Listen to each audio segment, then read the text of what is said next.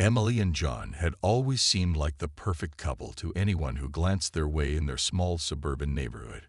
Married for 5 years, they lived in a cozy two-bedroom house adorned with hanging flower baskets and a neatly trimmed lawn. Emily, a nurse at the local hospital, was known for her warm smile and caring demeanor, while John, who recently lost his job as a car salesman, was usually charming and outgoing. Life for Emily and John started as a beautiful journey filled with shared dreams and aspirations. They often spent evenings planning future vacations, laughing over homemade dinners, or walking hand in hand through the community park. However, the spark that once lit up their relationship subtly began to flicker as financial stress crept in. John's unemployment hit them harder than they had anticipated. Initially supportive, Emily encouraged John, reassuring him that something better would come along. But as months passed with no job prospects, tension began to build. Emily's salary barely covered their mounting bills, and the pressure to maintain their standard of living without dipping into savings was overwhelming. John's demeanor started to change. He became irritable, often snapping at Emily over minor inconveniences. His pride hurt. He felt helpless and ashamed, unable to contribute financially. Emily noticed the shift but chose to stay positive, hoping for a change. She tried to talk to John about budgeting and cutting back on expenses, but these conversations would end in arguments, leaving a chilly silence between them. The subtle changes in their relationship dynamic were noticeable. Where there was once laughter, there was now a cautious tiptoeing around sensitive topics like money or John's job search. Emily found herself working extra shifts, both to help with the bills and to escape the growing unease at home. She missed the man she married, the one who would surprise her with her favorite flowers, just because, or who would make her laugh until her sides hurt. As John watched his wife pull away, his frustration grew. He felt sidelined, unable to fulfill his role as he saw it, as the provider. The situation made him feel less like a partner and more like a burden. This feeling of inadequacy gnawed at him, straining their relationship further. Despite his attempts to appear upbeat, his smiles rarely reached his eyes, and his usual jovial laughter had dimmed. This couple, once so in sync, found themselves on a shaky ground, navigating a storm of emotional and financial turmoil, trying to find their way back to each other. The love and commitment that had once seemed unshakable were now being tested by life's harsh realities. As they faced these challenges, the strength of their bond was yet to be truly tested. As the financial situation at home grew more pressing, Emily found herself constantly worried about money. Every extra penny she earned was vital, and she often lay awake at night, her mind racing through calculations and budgets. She took on extra shifts whenever she could, her body weary, but her spirit determined to keep their financial boat afloat. John, on the other hand, faced rejection after rejection. His days were filled with job applications, interviews, and the deafening silence of unanswered emails. The rejection took a toll on his self-esteem. He tried to hide his disappointment, but each no seemed to weigh him down a little more. What hurt him most was seeing Emily so exhausted, coming home late from yet another double shift, her eyes hollow from fatigue and stress. Their home, once a haven of warmth and love, began to feel like a battleground of unspoken words and hidden frustrations. Conversations about finances, which were once handled as a team, now sparked tension. Emily suggested tightening their budget further, cutting down on all but the most essential expenses. She proposed practical solutions like downgrading their cable package and skipping dinners out. Each suggestion from Emily felt to John like an indictment of his failure to provide.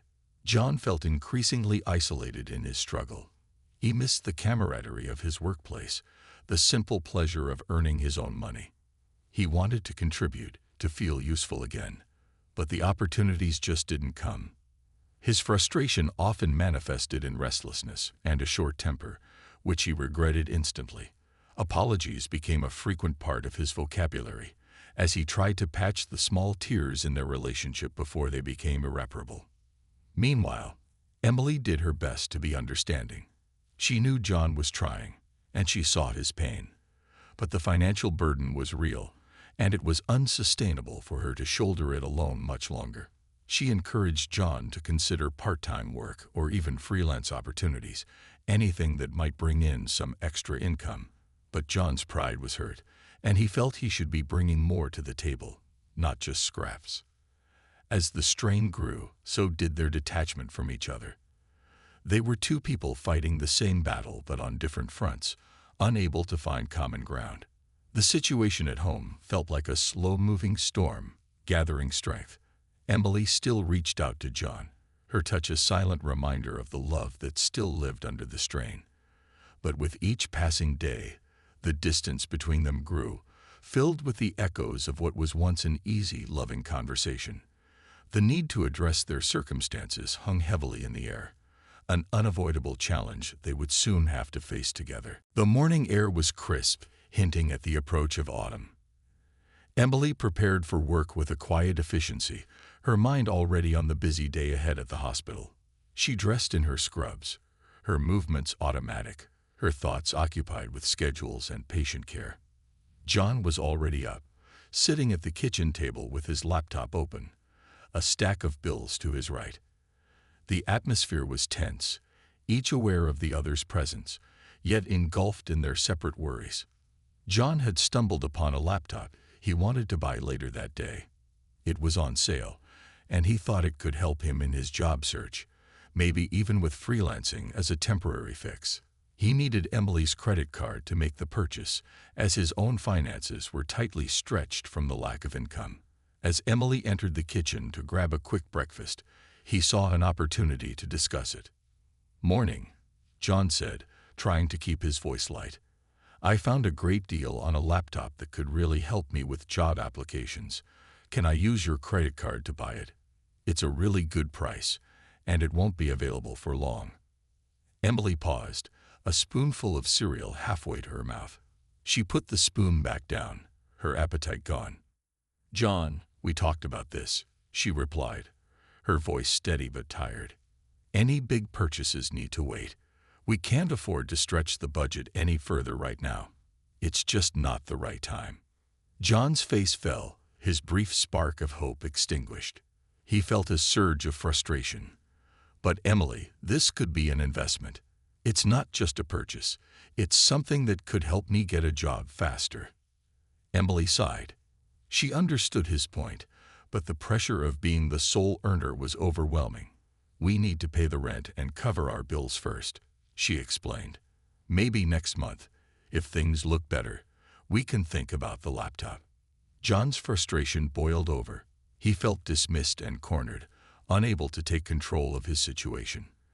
In a moment of sheer frustration, he grabbed the nearby mug of hot coffee and flung it across the room. It wasn't aimed at Emily, but in the tight confines of their kitchen, the hot liquid splashed across her arm as she instinctively turned towards him. The pain was immediate, a sharp, searing sensation that made Emily cry out. John froze, horror replacing his anger as he realized what he had done. "Emily, I didn't mean."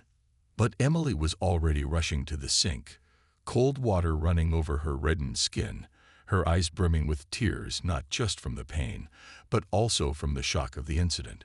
John's apology hung in the air, feeble and inadequate. Emily couldn't look at him, her mind racing with the implications of what just happened.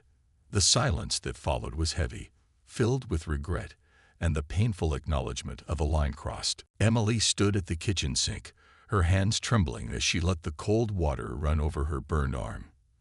The pain was sharp, but it was nothing compared to the shock she felt. Her mind couldn't process what had just happened. John, the man she had shared her life with, the man she had loved and supported, had lost control in a way she never expected. John stood frozen in place, his face pale, his hands slightly raised as if unsure whether to reach for her or step back. "Emily," he said, his voice barely above a whisper.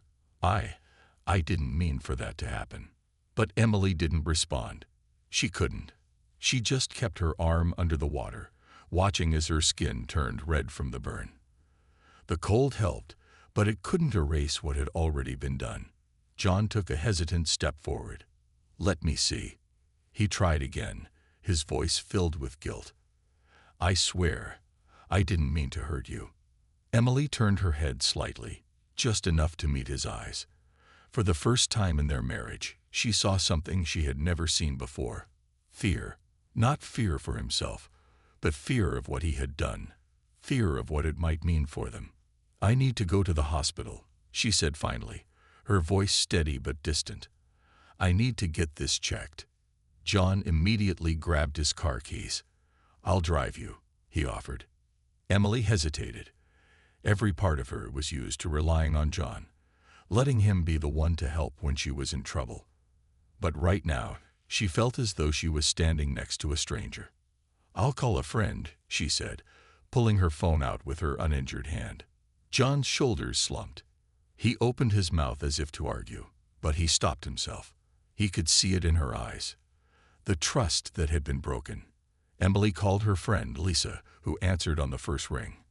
Within minutes, Lisa was on her way, her voice filled with concern as Emily gave a short explanation of what had happened. She didn't go into details. She didn't know how to. John sat at the table, his head in his hands as he listened to Emily make arrangements without him. He felt like the walls were closing in. Just an hour ago, he had only been worried about buying a laptop. Now, everything felt like it was falling apart. Lisa arrived in record time, her eyes scanning Emily's face the moment she stepped inside. Without a word, she gently took Emily's good hand and guided her toward the door.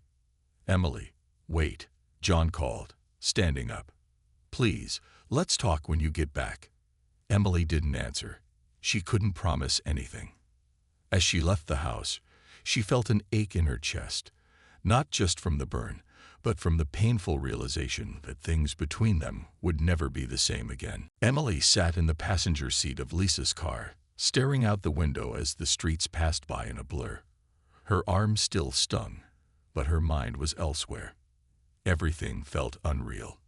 Just that morning, she had been rushing to get ready for work like any other day. Now she was heading to the hospital, not because of an accident, but because of something her own husband had done. Lisa stole glances at her while driving, her brows furrowed with concern. "Emily, are you okay?" she asked softly. Emily let out a slow breath. "I don't know," she admitted. I don't know what to think." Lisa didn't push. She knew Emily needed time to process everything. Instead, she reached over and gave her hand a gentle squeeze. "We'll figure this out," she said firmly. At the hospital, a nurse cleaned Emily's burn and applied a soothing ointment. The doctor checked it carefully, assuring her that while it would be painful for a few days, it wasn't severe enough to leave a permanent mark. But it wasn't the burn that weighed heavy on Emily's heart. It was the realization that John had let his frustration get the best of him. Lisa waited with her, sitting silently as Emily processed everything. Finally, after what felt like forever, Emily spoke.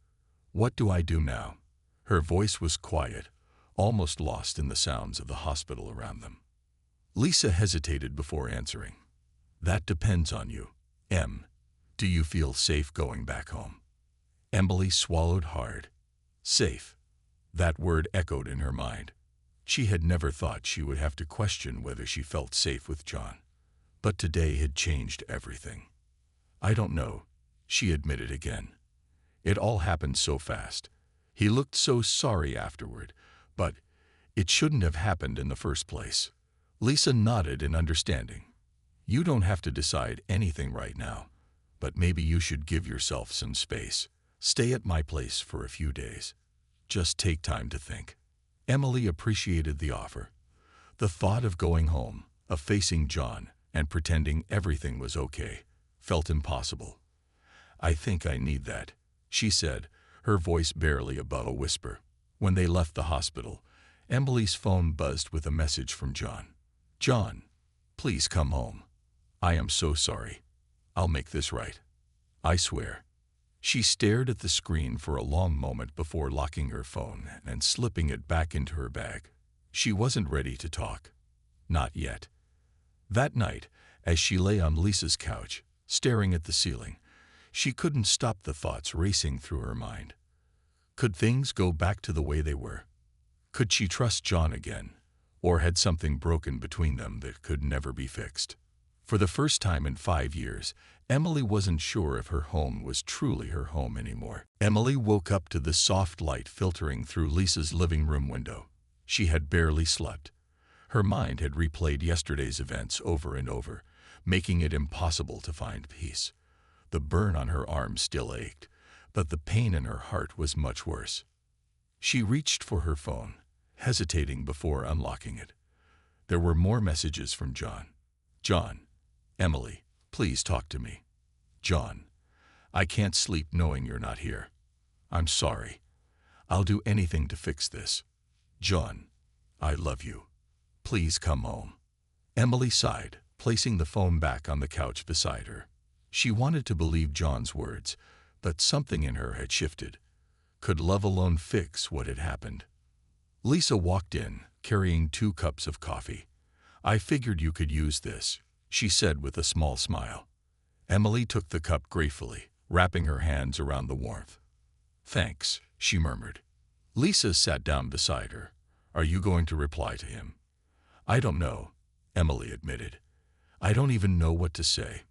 Lisa nodded. That's okay. You don't have to rush into anything. Just take your time. Emily appreciated Lisa's support. She knew Lisa wanted her to be safe, but she also knew that no one else could make this decision for her. The rest of the day passed slowly. Emily tried to distract herself, but every time her phone buzzed, her heart clenched. She wasn't ready to go home. She wasn't ready to face John. Later in the afternoon, she received a different kind of message. This time from her older sister, Rachel. Rachel, hey, John just called me. He's really upset. Wants to talk to you. What's going on? Emily sighed. She had hoped to avoid telling her family until she had a clear decision about what to do. But now, it seemed like John was reaching out to others in his desperation. She called Rachel, her voice heavy with emotion, as she explained everything that had happened. Rachel was silent for a long time before finally speaking. Emily, I know you love him, Rachel said gently. But love should never come with fear. If you don't feel safe, that's something you need to take seriously. Emily wiped at her eyes. I don't know if I'm scared of him, or just scared of what this means for us. Rachel sighed. That's something only you can answer. But whatever you decide, you don't have to do it alone. Emily felt a wave of gratitude.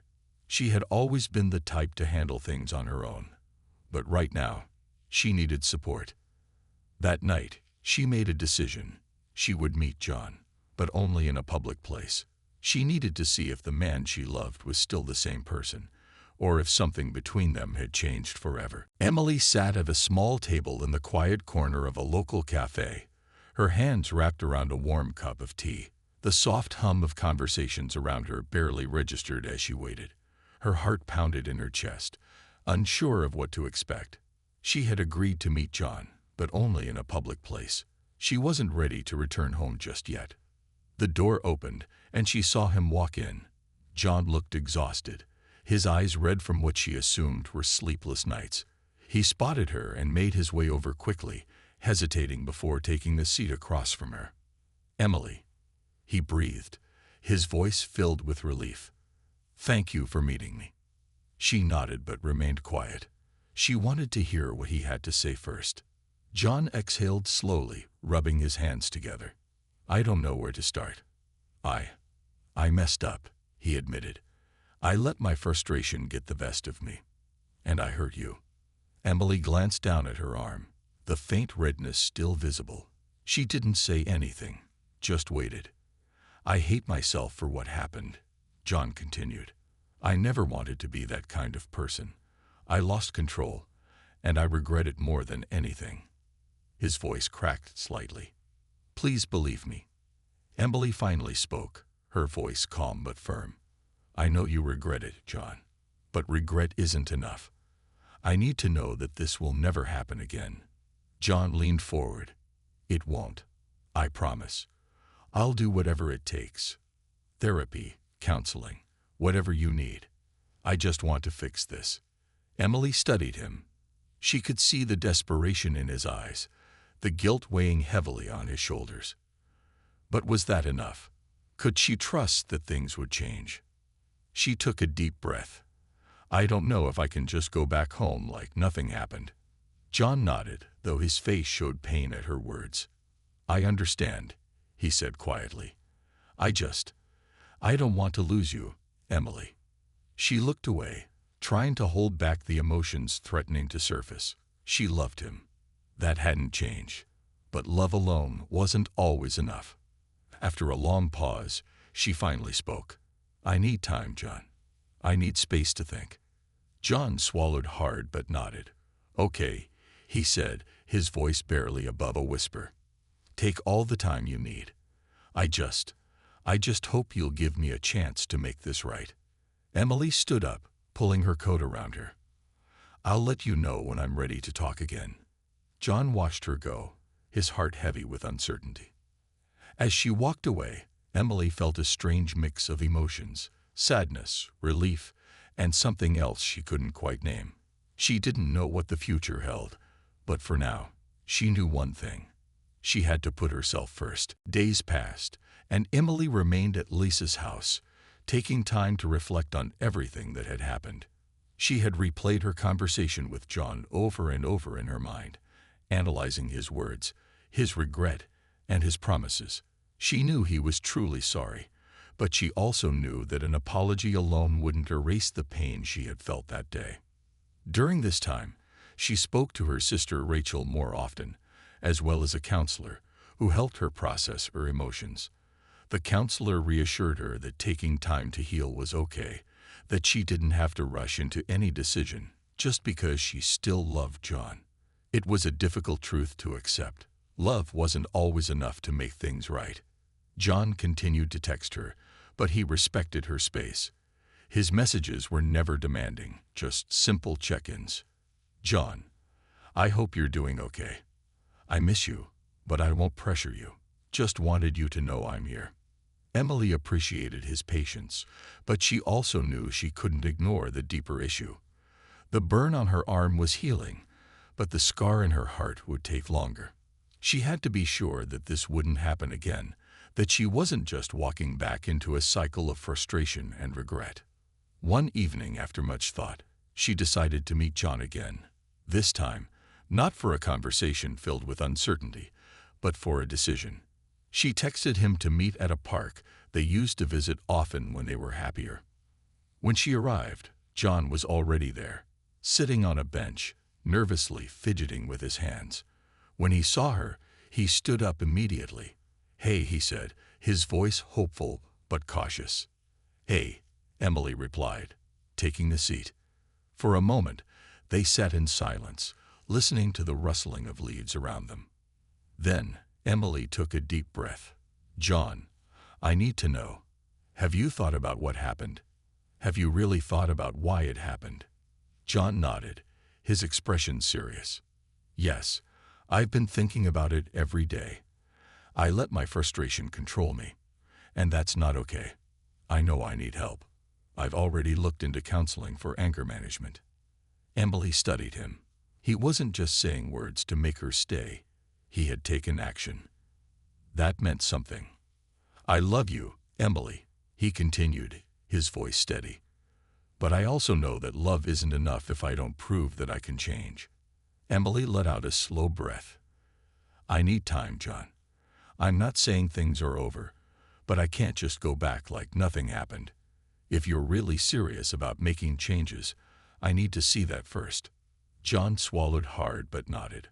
I'll do whatever it takes, even if it takes time. I'll wait. For the first time in weeks, Emily felt a sense of clarity. She didn't know what the future held, but she knew one thing. She was choosing herself first, and that was the most important step.